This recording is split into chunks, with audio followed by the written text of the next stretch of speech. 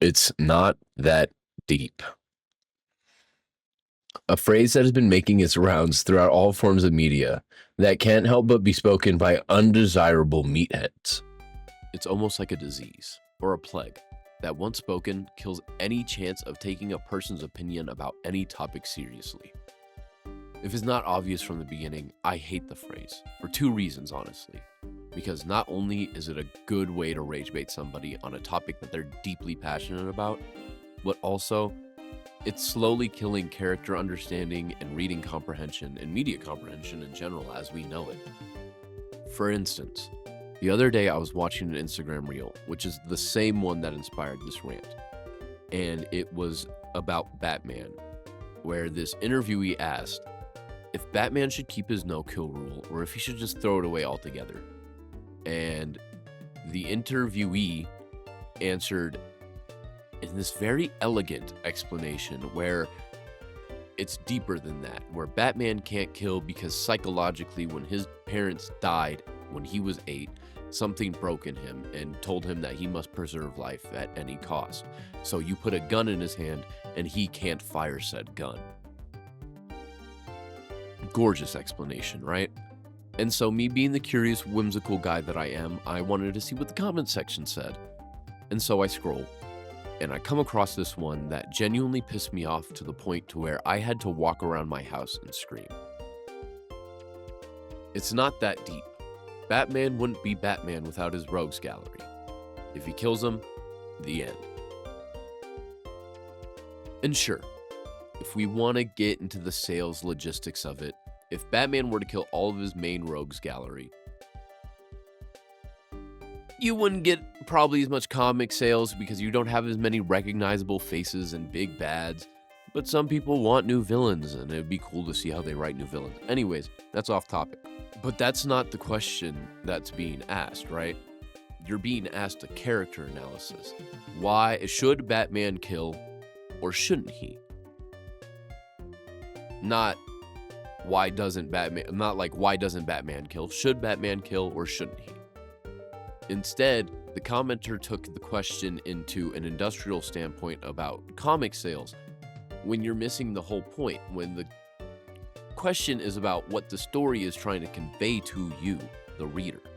This whole explanation I've just laid out should show the exact issue with the phrase, "it's not that deep." And if not, I'll spell it out for you. Saying something isn't that deep kind of just takes away all the meaning that the author or artist put into their work and puts it on such a surface level viewing. Like, let's take One Piece, for example. It's about a guy going out so he can become king of the pirates and find this great treasure, One Piece. Sure. But on the deeper, there's so much deeper shit than that. And I could go on another hour-long tangent about the deeper shit in One Piece, but I'm not going to. If you can't tell, I love One Piece. And I'm going to be honest, saying things that aren't that deep does not make things not that deep. Things are almost always that deep. We take ourselves and subconsciously put ourselves into almost everything we do. So almost everything we do is that deep.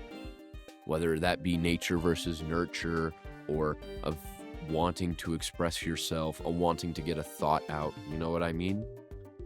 Everything we do is usually that deep. Not to get a little narcissistic, but take me for example. I want to be a YouTuber, and the best way to do that is to take unoriginal content and make it original in your own way, shape, or form. But it's kind of deeper than that. You know what I mean? I'm making a commentary videos, and I make funny moment videos because, yeah, it's popular and it'll get views. But also, I've been doing gaming content for like 12 to 13 years since I was in like 3rd grade. And you can go back and find those videos. They're not good, and I'm sure I say some stuff that I deeply and wholeheartedly regret saying now. But this is the kind of commentary, or this is the kind of style that's stuck in my head. Hence me wanting to make a commentary video to kind of get it out of that gaming box. Everything is a little bit deeper than they seem. You know what I mean? I know I'm not going to be the first person to beat this dead horse, and I definitely won't be the last. But for the love of God, look deeper into things, question things. Whether that be the tone of a movie, the tone of an actor speaking, the facial expressions of said actor, the colors, the themes, the fucking camera shots. Almost everything is conveyed in a specific way to tell a specific story to the viewer if this viewer has enough comprehension to catch on to what the author's trying to portray. Saying something isn't that deep takes all that work that the author is trying to portray and spits it back into that person's face. And it's just a lose-lose situation at the end of the day.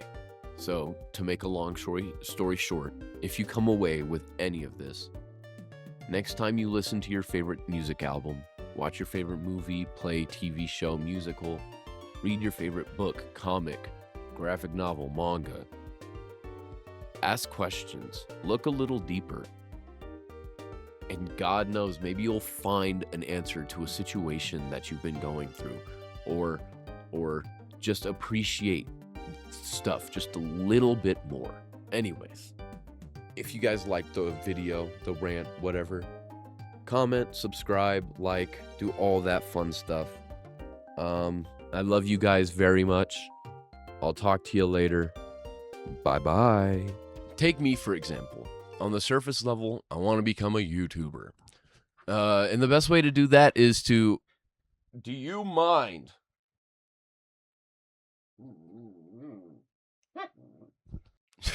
Jesus Christ. You might be wondering why I have the mouse. I have the mouse because scroll wheel for script. I have it on my TV up there. It's nice. Look, man, almost everything that's conveyed impacts the way that the story is told to the viewer. Why are you standing? Lay down.